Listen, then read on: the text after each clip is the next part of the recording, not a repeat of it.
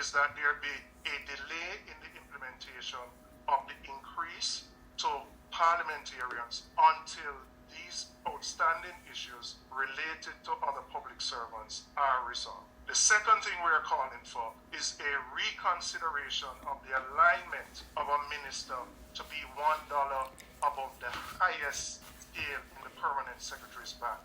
We are saying that that alignment should be more in the middle of the band. So right now it reflects $1 above the 23 million. It should be lower, somewhere in the middle, in the range of probably the mid-range of probably about 19 to 20.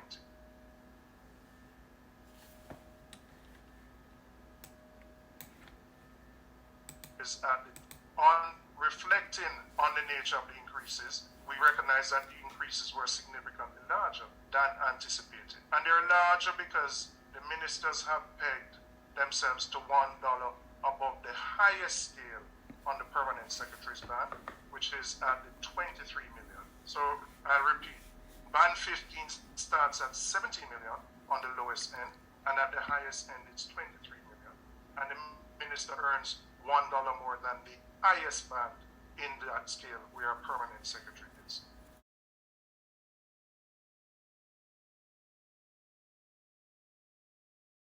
Off of them face, and you're talking about when you look at the teachers, when you look at the civil servants, the nurses and the doctors, 20 is it 20%? Yeah, 13 and 20%. And 13 and 20%, and the teachers and 20%. Come on, if the entire country. One is that there be a delay in the implementation of the increase to parliamentarians until these outstanding issues related to other public servants are resolved. The second thing we are calling for is a reconsideration of the alignment of a minister to be $1 above the highest scale in the permanent secretary's band.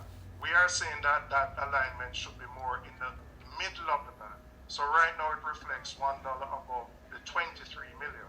It should be lower, somewhere in the middle, in the range of probably the mid-range of probably about 19 to 20.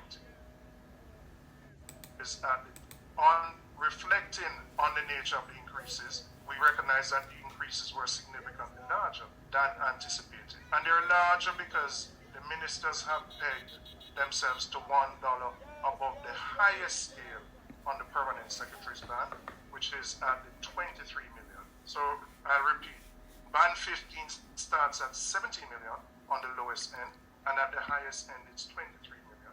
And the minister earns $1 more than the highest band in that scale where a permanent secretary is. I'm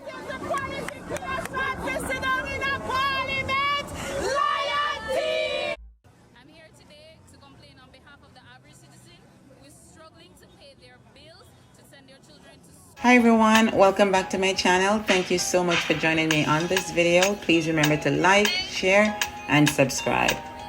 And thanks so much for the support. So, I mean, everybody's hearing about this massive salary hike, and a lot of people, from what I see on the internet, majority, I would say 95% or more of the population, the citizens, are very upset about it. Very, very upset about it, right? And they're the ones who, quote unquote, hired, voted for, put in place the Prime Minister and the Member of Parliaments to work on their behalf. So they're serving the people, right? I don't believe any consultation was made with the people. You see this wage disparity, and it's going to breed a lot of distrust. It's going to erode the public trust in the government, right? There's so much implications that can happen when you have this wide gap, right, in society. I believe that everyone should benefit from the country's wealth or success. You know, whatever money there is coming in from revenue. You can't have just the people on the top benefiting and living high off the hog, driving fancy cars, having big homes, and then you look around and you see people struggling. Middle class workers struggling to pay their bills, struggling to find things day to day, and they are professionals, right?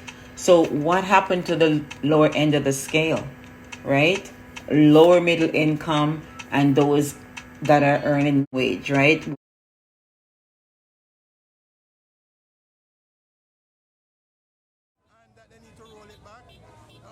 It's really, really bad.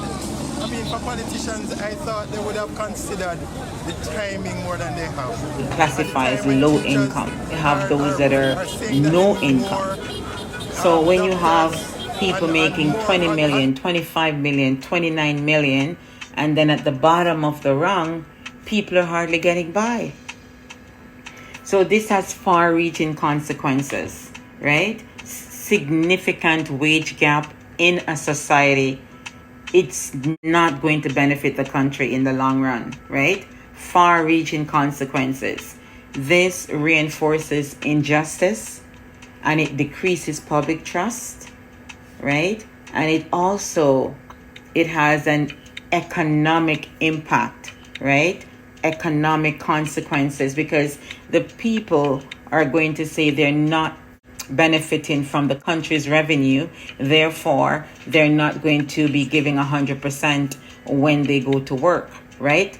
Because they're saying that people in higher positions doing less work, getting 30 times, 40 times what they are working in some cases, right? And you can't have that massive wage gap. As I mentioned before, in the video before, the Canadian Prime Minister makes $342,000. You can have someone working any car company, like a factory, assembling motor vehicles. They're making $70,000-$80,000. Distribution center, right? A packer can make $45,000-$50,000 or more. So that is 1/6, 1/7, 1/5.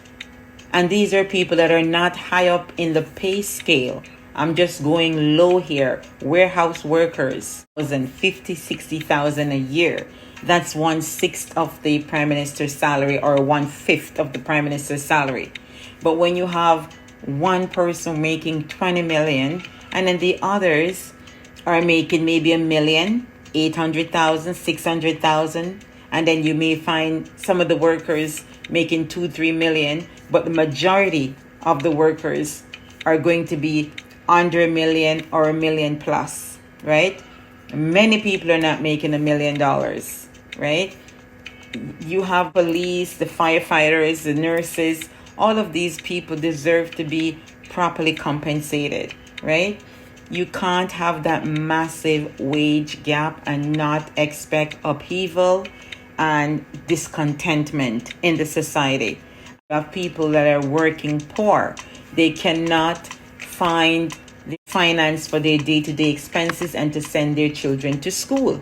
The country making a certain amount of revenue, because I heard a particular minister saying that they're expecting a certain amount of revenue to come in and that's what they will be using to pay these salaries.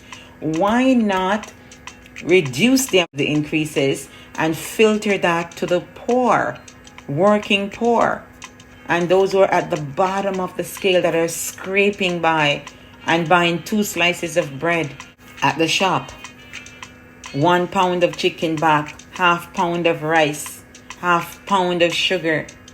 Filter that money to that part of the population because they're the ones who are suffering the most